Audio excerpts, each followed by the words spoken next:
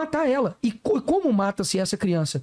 Você coloca uma injeção de cloreto de potássio que gera nessa criança uma parada cardíaca. Sem anestesia. Sem anestesia, sem nada. A gente já falou aquilo daqui, aquele dia. Não, esse método de morte por assistolia fetal com cloreto de potássio, ele é proibido até para você sacrificar animais. Por exemplo, um pitbull te atacou na rua, você vai sacrificar esse animal, você não pode... Exatamente. Sabe por quê? O Código de Proteção diz que é desumano matar um cachorro dessa forma, um rato do laboratório. Agora você pode matar um bebê. Mas ainda tem uma questão bem legal no que tu trouxe aqui sobre o Paulo Freire, que é o método que nós usamos, porque as pesquisas do Brasil mostram assim, as nossas crianças de 2, 3, 4 anos, elas são tão inteligentes quanto as crianças de qualquer lugar do mundo.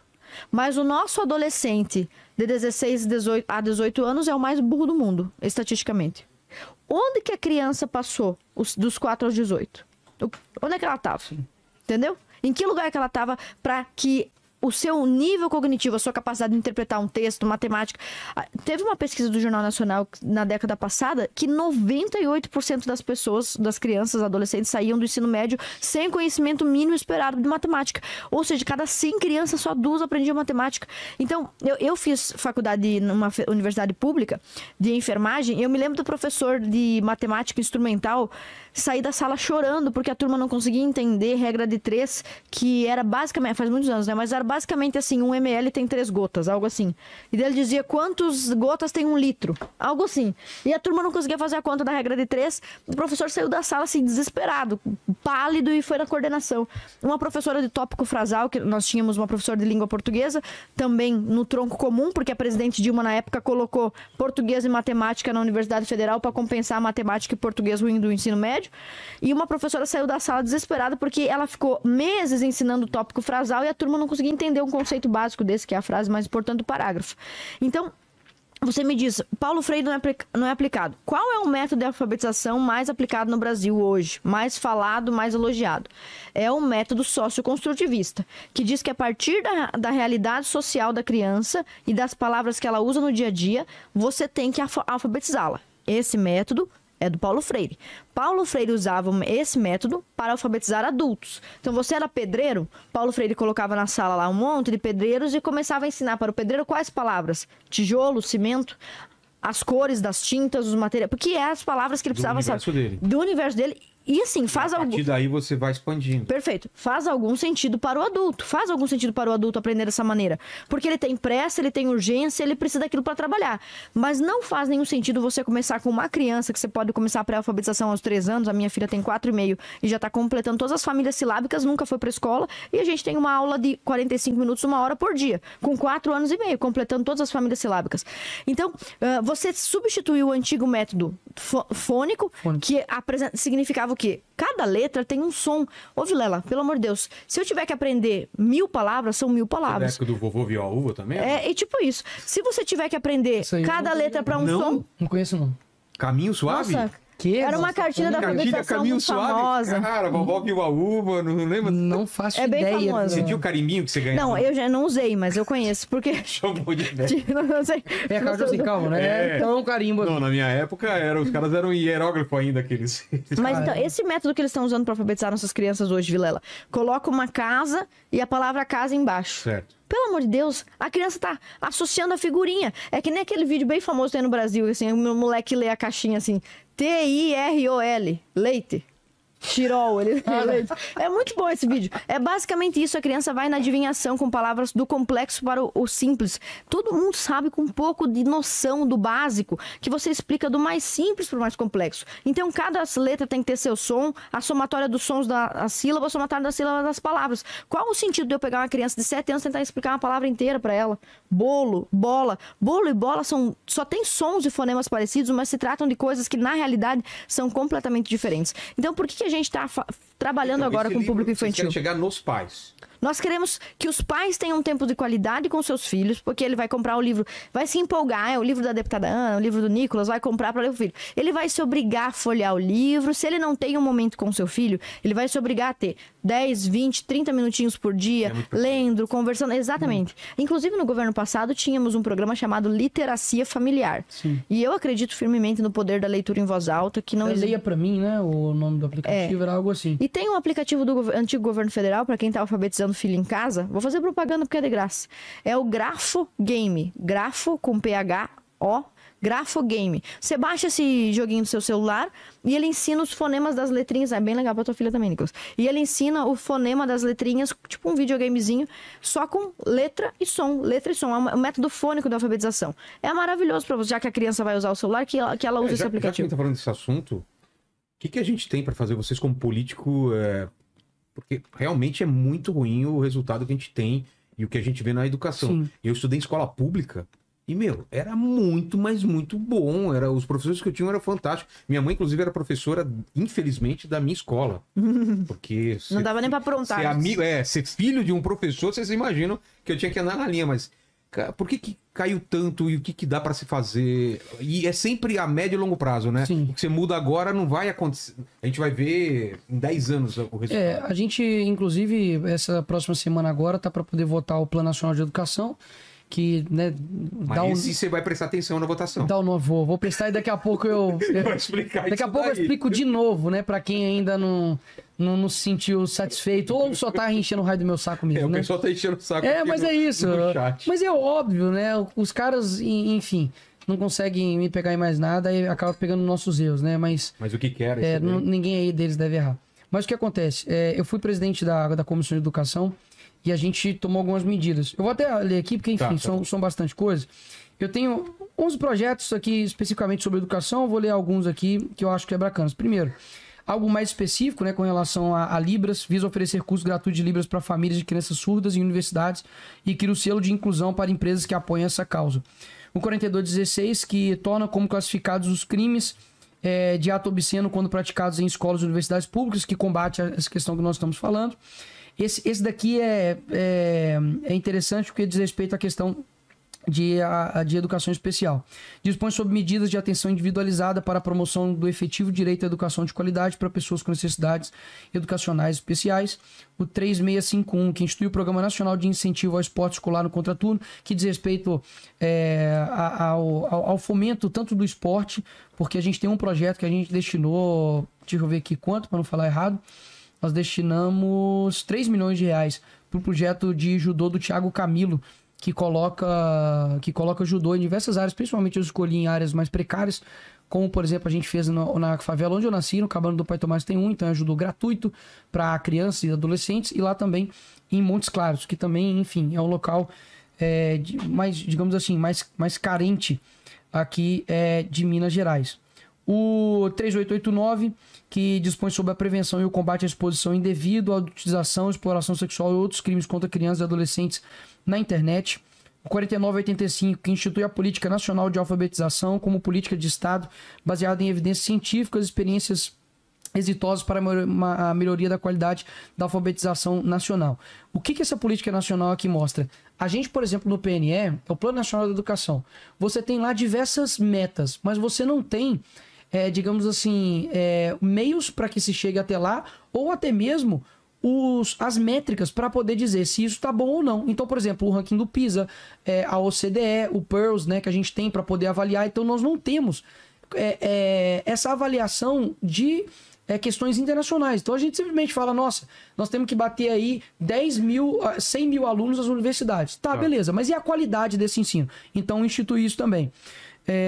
Deixa eu só... Outra coisa aqui com relação também a crianças. Institui o Programa Nacional de Concessão de Vales Sociais de Creches Noturnas. Muita gente pede essa demanda de creche noturna, porque tem pessoas que trabalham na parte noturna e muitos locais, muitos mesmos, não têm esse acesso, né, de creches para âmbito noturno. E por fim, só para 2 aqui específico para professores, né, que você falou aqui com relação aos professores, inclusive, não só no governo Bolsonaro teve um maior aumento do piso salarial, como também durante anos não estava conseguindo o pessoal da sociopedagogo aprovar algo na comissão da minha comissão, e foi na minha gestão que a gente conseguiu aprovar. Acredito que, não lembro especificamente, que são muitas pautas, mas era obviamente um benefício para o pessoal de sociopedagogia.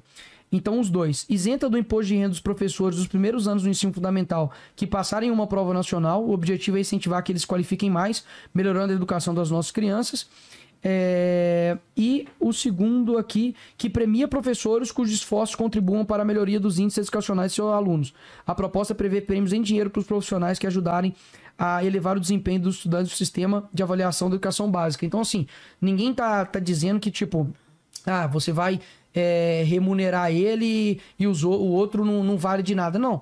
Basicamente, você vai remunerar caso a escola como um todo ele suba a sua avaliação de educação básica, você vai ter uma premiação não somente para o professor, mas para o diretor e para dar um incentivo a mais. Então a gente tem assim, estou citando aqui só alguns, mas a gente tem diversos projetos voltados para a educação. Teria que acabar também com a aprovação automática, né? Isso, e a gente... Mas isso é complicado fazer? Não, eu aprovei, pô. Eu fui o relator disso. Mas aprovado? Não, mas aprovado em comissão. Pois é. Inclusive, engraçado, né? A esquerda foi toda contra. E a gente, olha só como é que a gente venceu essa votação, foi maneiro.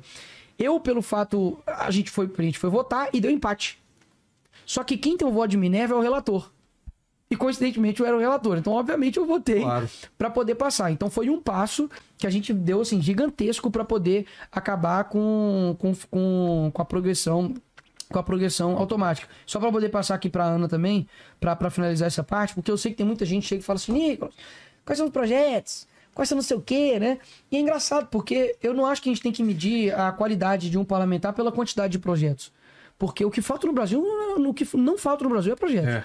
E se projetos de fato tivessem a capacidade de alterar todas as coisas e melhorar da forma como eles colocam que melhorariam, o Brasil era Dubai, o Brasil era Hong Kong, o Brasil era Singapura. Então, a atividade do parlamentar não é somente projetos. Quem vive de projetos é arquiteto. Eu sou deputado federal. E a gente tem centenas de projetos protocolados. Mas a gente sabe que impedir maus projetos e fazer também com que a máquina do Estado seja enxugado, que o Estado não é a solução, ele é o problema.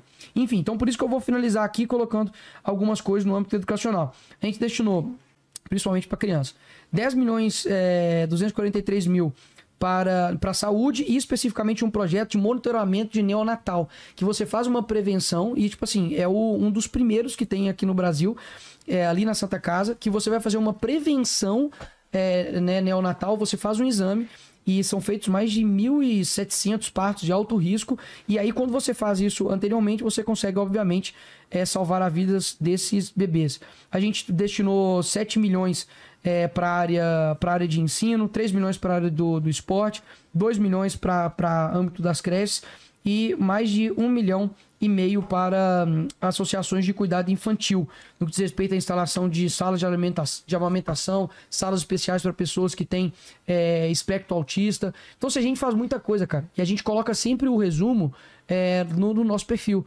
E é óbvio de que é um trabalho, tá até conversando com a Ana vindo para cá, é um trabalho realmente de muitas áreas, porque toda semana chega uma demanda todo dia lá em Brasília. Então, a semana tal é a semana não sei o que do agro. Aí depois vem o pessoal dos supermercados. Aí depois vem vem os professores. Depois vem os alunos. Aí depois vem os pais dos alunos.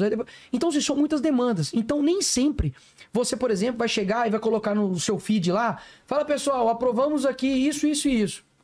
Não dá engajamento também, sincero, as pessoas não ligam. As pessoas não ligam. Então, as mesmas pessoas que muitas das vezes falam, o que você está trabalhando aí, etc e tal, quando você posta, elas não ligam. Então, assim, eu tenho uma estratégia de, obviamente, esperar o mês todo passar para resumir isso. Jogo nos stories. Quando a entrega de emenda, por exemplo, eu posto no feed, mas no meu reserva, que eu sei que e jogo no meu principal, porque eu sei que as pessoas vão olhar, mas é uma coisa muito específica. Por exemplo, a gente mandou 1 milhão para poder reformar uma igreja lá em Pequi. Cara, o vídeo deu 3 milhões de visualizações e tal. Bacana. Só que é uma coisa específica que roda comigo para Minas Gerais. Sim. Talvez você não vai querer saber que eu fiz isso. Então, eu deixo isso aqui importante para quem, enfim, tiver interesse, que eu sempre coloco o resumo lá do mês do nosso trabalho. A gente faz muita coisa e, obviamente, existe um trabalho também parlamentar que é fiscalizatório do Poder Executivo. E cada um tem um papel, assim, basicamente no parlamento. Tem parlamentares que são, digamos, mais municipalistas, tem alguns que são mais combativos, tem pessoas que trabalham mais na área econômica, outros trabalham mais na área do agro, e tá tudo bem. O que eu não acho é que as pessoas chegam e falam assim, não, tem que ser só esse modelo aqui de deputado federal serve. Se você não se encaixa, você não serve. E graças a Deus eu fui avaliado como a melhor avaliação de político no Brasil. E fico muito grato com isso, porque primeiro, eu sei que, eu tenho 29 anos, Vilela. Tipo, 29 anos. Eu há 5 anos atrás, pô, praticamente ninguém me conhecia. 5, 6 anos atrás ninguém me conhecia. Então, muitas das vezes, tô tomando só um tempinho, porque eu acredito que isso aqui é importante, pra esclarecer pra quem quer também, né? De que, assim, eu tenho 29 anos, eu fui o deputado mais votado da história, não de todo o país, mas dessa legislação. O terceiro mais votado da história do Brasil. Eu não usei um centavo de dinheiro público, entendeu? Eu não tenho nenhuma mídia ao meu favor. Eu não tenho Globo, eu não tenho um indicado do STF. Eu só tenho literalmente minha rede social e a minha voz e a confiança das pessoas. E ainda assim, a gente consegue fazer um trabalho tanto no âmbito de entrega de emendas, de algo propositivo, quanto também combativo. Mas o que eu tenho percebido é que, cara, parece que eu sou presidente da República. E eu não tô sabendo. Porque parece que os problemas do Brasil, tudo é não. Ou, olha lá, o Nicolas não faz nada. O Nicolas não faz nada. Pô, como assim? Qual que é o poder, Vilela, que eu tenho para poder dar um norte, assim, na canetada, às decisões aqui do nosso país? Poxa, então eu até fico, assim, e faço uma crítica aqui, se caso vocês forem ver aqui, algum comunista for ver aqui no futuro, é o seguinte, cara, você tem ideia que nem eu e nenhum comunista aí de abaixo de 35 anos esteve no poder executivo ou nas decisões reais, assim, do nosso país? No seguinte sentido, eu sou deputado federal, mas meu poder é extremamente limitado. Extremamente limitado. Ainda mais hoje com o STF. Poxa, a gente derruba o aumento de IOF, o STF vai lá e derruba na canetada. A gente agora vai e derruba a MP, que eu vou ter errado. Peço perdão, inclusive, estava com minha filha, já esclareci isso.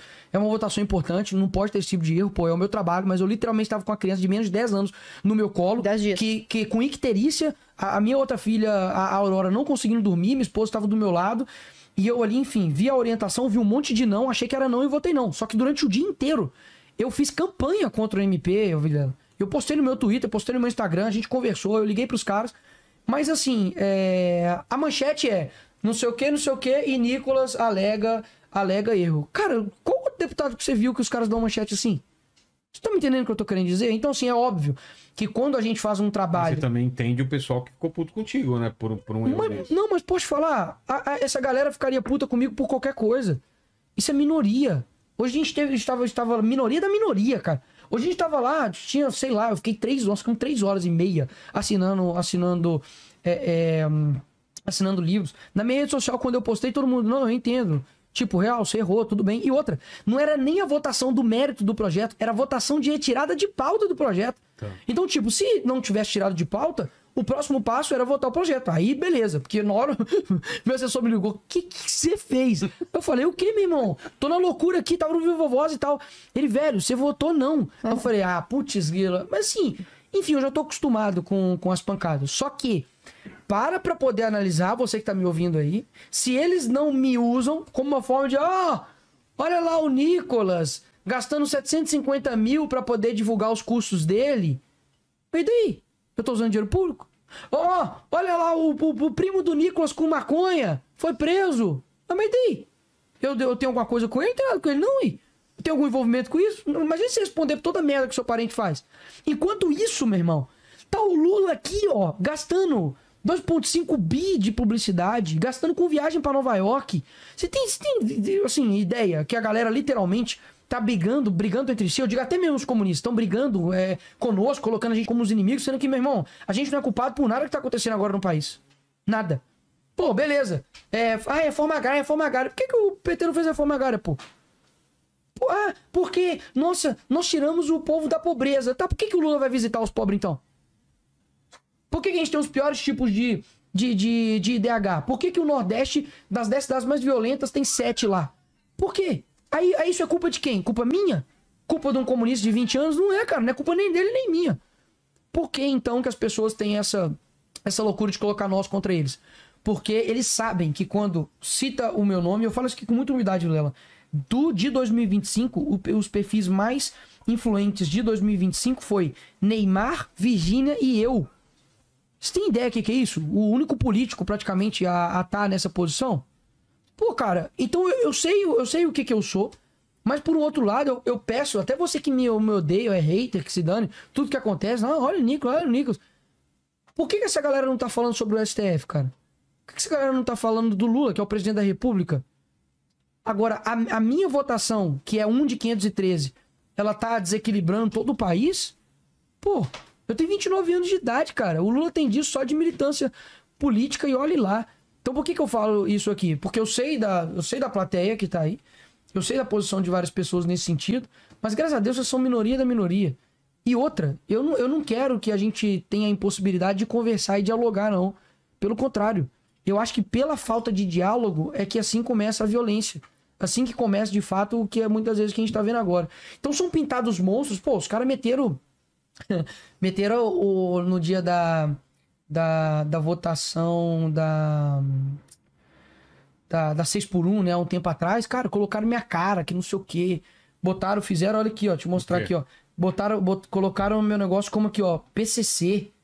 Me associaram com PCC, Sim. Primeiro comando do Congresso. Eu vi isso daí. Primeiro comando do Congresso. Qual foi a relação? Eu sei lá o que é a minha relação com isso. Foi porque o negócio do Pix. Porque o meu vídeo do Pix, segundo o Lula, que inclusive vai tomar um processo com relação a isso, segundo eles, o meu vídeo do Pix ajudou o crime organizado.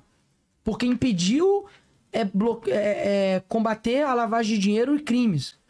Porque eu tinha impedido a portaria que o governo fez. Beleza. Pensa comigo, Ana. A portaria era para impedir lavagem de dinheiro e o crime organizado, né? Então isso, com certeza, tinha que estar escrito na portaria, né? Não tem nada na portaria sobre isso. E outra, se um governo quer combater o crime organizado e ele não faz, ele recua por conta de um vídeo, quem que prevaricou? Foi eu ou eles? Quem tinha o poder de fazer isso é eles. Então, se eles não fizeram, a culpa é deles, né? Então, assim, é tanta mentira. A gente ia combater o crime organizado, mas ele fez um vídeo e a gente desistiu. Isso, aí a gente desistiu. Beleza? Aí o Lula, cara, filmou isso. Inclusive, eu acho que foi em Contagem, em Belo Horizonte, lá em Minas, falando que o meu vídeo eu fiz pra poder ajudar o crime organizado. Então, aí os caras atrelaram isso ao PCC. Aí me vem recentemente agora essa operação aqui em São Paulo, tal, com as fintechs, não sei o que, aquela loucura toda. Os caras viu, foi o vídeo do Nicolas que ajudou. Os caras estão me associando mesmo ao PCC. Eu acho que então o PCC deve chegar e falar assim: não, mano, que isso, tem nada a ver não, velho. O Nicolas tem nada a ver não, vocês estão malucos. Então, olha o nível que os caras chegaram. Aí, vamos lá. Enquanto isso, nós temos recordes de queimadas na Amazônia. Nós temos uma política externa que só agora o Lula decidiu ir conversar com o Trump, mas até pouco tempo era nazista de outra cara. A mulher dele, a Janja, chamando o Elon Musk de fuck you. Era ele zombando, fazendo piadinha toda hora. Beleza. Enquanto isso, tá rolando a COP 30, que são bilhões de reais não licitados, tá? Sem licitação. E que os caras estão desmatando a floresta amazônica para poder fazer um caminho para você chegar no evento sobre ambiente. Então, assim, aí eu te pergunto, tá, o problema sou eu? Então quer dizer, então, se ano que vem eu falo assim, pessoal, tô com 2 filhas, provavelmente ano que vem já vou ter feito outro, tô cansado, não quero mais. Aí o Brasil deslancha. Aí o Brasil vai pra frente. Aí a gente não tem a trava que é o Nicolas Ferreira nisso. Pô, é uma desonestidade intelectual muito gigantesca, cara. Abra seu olho, bicho. O presidente da República, ano que vem, vai completar 18 anos no poder do Brasil, pô. O que esses caras estão reclamando de direita? A gente ficou 4 anos no meio de uma pandemia de merda, sem conseguir fazer praticamente nada, porque o STF botava a faca toda hora no pescoço do Bolsonaro. Nem indicar o diretor-geral da Polícia Federal deixou indicar. E aí o problema inteiro, do mundo inteiro, é de todo mundo. Acho que até a MP da carteirinha gratuita estudantil caducou, né? O Bolsonaro não conseguiu nem fazer a MP virar lei pra carteirinha estudantil. Estatal quebrando, Correios quebrando e pagando dinheiro pro Gilberto Gil da sua grana. Estado arrecadando 3 trilhões, é recorde histórico. Mas o problema... Vamos discutir União Soviética, porque eu acho que tem que ter uma revolução comunista aqui no Brasil, porque os trabalhadores... Meu irmão, deixa de ser imbecil. Os caras estão vendendo, você vai voltar lá na União Soviética, nós estamos discutindo, sei lá, o Elon Musk tá lançando foguete, o nego tá fazendo um robô, servir comida na sua mesa. O Brasil vai ficar discutindo, sabe, teorias fracassadas até quando, cara? Os caras ficam ressuscitando toda hora regime militar, meu irmão. Regime militar passou, esquece essa porcaria. A esquerda, ela fica ressuscitando um monte de mortos pra poder tirar o foco, cara. Não foi o próprio Lula, meu irmão, que foi condenado em 3 instâncias, com mais de 10 mil páginas do processo. E o próprio Gilmar Mendes depois chega e fala assim, não, o Lula tá na presidência por causa da gente. José Dirceu agora tá dando discurso sobre democracia no Senado. O cara que foi condenado a não sei quantos anos. Você tem o Lula dando um induto pro Cesare Battisti, que foi condenado em prisão perpétua lá na Itália, depois só que gerou uma confusão com a Itália, que eles deportaram ele pra Itália. Cara, que isso? A gente saiu das estatais dando lucro para estatais dando prejuízo. Não é a culpa não, a culpa é minha do Bolsonaro que tá preso, porque o Bolsonaro tá preso, ele não é presidente há 3 anos, e a única coisa que eu escuto no parlamento e da esquerda é Bolsonaro. Ah, troca o disco, pô. Troca o disco. Agora eu gostei que tu falou do... Vilela, ele falou do Cesare Battisti, ele deu uma lembrança aqui. A minha primeira atuação política foi em 2013, quando o Cesare Battisti pretendia palestrar na UFSC. Eu e mais 2 amigos, Antônio Pinho e João, nós organizamos uma manifestação contra o Cesare Battisti, nós éramos em 6 pessoas. E a presidente Dilma mandou uma mensagem, um WhatsApp pro Cesare Battisti dizendo que ele não deveria ir para o evento porque havia um grande movimento fascista organizado. E ele cancelou a palestra em 6 pessoas. Mas isso tudo que o Nicolas está falando é relevante, mas lembra que o que ensejou isso foi aquela tua pergunta sobre o que a gente faz para resolver o problema da educação. O Nicolas citou alguns projetos de lei aqui, mas assim, claro, você já tocou nesse ponto. A participação das famílias é fundamental. O conservadorismo sabe disso, as pessoas de direita sabem disso. E quem construiu a usurpação, a substituição da família pela escola, como se a escola tivesse autoridade moral, religiosa, autoridade completa, inclusive para formar um cidadão, para dizer o que é certo e errado. Porque quando a escola diz para um menino que ele pode ser uma menina, quando a escola diz que um relacionamento homossexual é tão nobre quanto um relacionamento heterossexual dos pais daquela criança, todas essas incursões, todas essas falas são uma opção moral religiosa que a escola adota com relação à criança, é a usurpação do papel dos pais. Mas isso que o Nicolas falou de impedir, acabar com essa história de aprovação compulsória é um bom caminho, a criança tem que ser nivelada. Mas, mais uma vez, quem foi que disse que era opressor e autoritário atribuir uma medição numérica e um grau de compreensão para cada criança? Quem foi que disse isso? Foram os conservadores? Que se tornaram inimigos da memorização, inimigos da técnica? Não. Quem disse que a criança não pode ser numerada, não pode receber uma nota, não pode ser avaliada por seu desempenho meritocrático? Foi a esquerda. E, mais uma vez, me desculpa discordar de ti, tem também a ver com Paulo Freire. Tranquilo. Lá em Santa Catarina, nós temos um projeto que até gostaria de sugerir para outros deputados estaduais, que a gente chama de voucher educacional. Em muitos municípios pequenos ou que recebem muitos imigrantes, como o caso agora, Santa Catarina recebeu 600 mil novos eleitores, muitos municípios vêm imigrantes ou um grande fluxo de pessoas e junto vêm as crianças e não tem vaga nas creches, né? Então o prefeito demora lá 3, 4, 5 anos para construir uma creche nova e aí ele vai assumir o ônus do concurso público daqueles professores, a pintura da escola, a jardinagem da escola, a alimentação das crianças, e é um custo aluno muito alto. Nós fizemos um projeto de lei que serve para todo o Brasil, que eu até gostaria que fosse copiado, que é o programa do voucher educacional. Quando não há vaga em uma escola pública para matricular um aluno, seja de periferia ou do centro da cidade, ele vai procurar o sistema público, não encontra uma vaga, o prefeito ou o governador poderiam pagar um voucher, Nicolas. Por exemplo, quanto custa um aluno, a média do aluno numa cidade como Itajaí, minha cidade, é R$ 1.500? Não tem vaga na creche, o prefeito paga R$ 1.500 e a criança estuda numa escola particular. Nisso, acho que todo mundo concorda. Todo mundo sabe que o nível das escolas particulares é superior à das escolas públicas. Por uma série de motivos, mas a explicação mais simples é: o professor da escola pública, ele não é remunerado conforme a sua atuação, ele recebe um salário, ele é um funcionário público. E segundo, não há nem repescagem, nem reavaliação constante desse professor.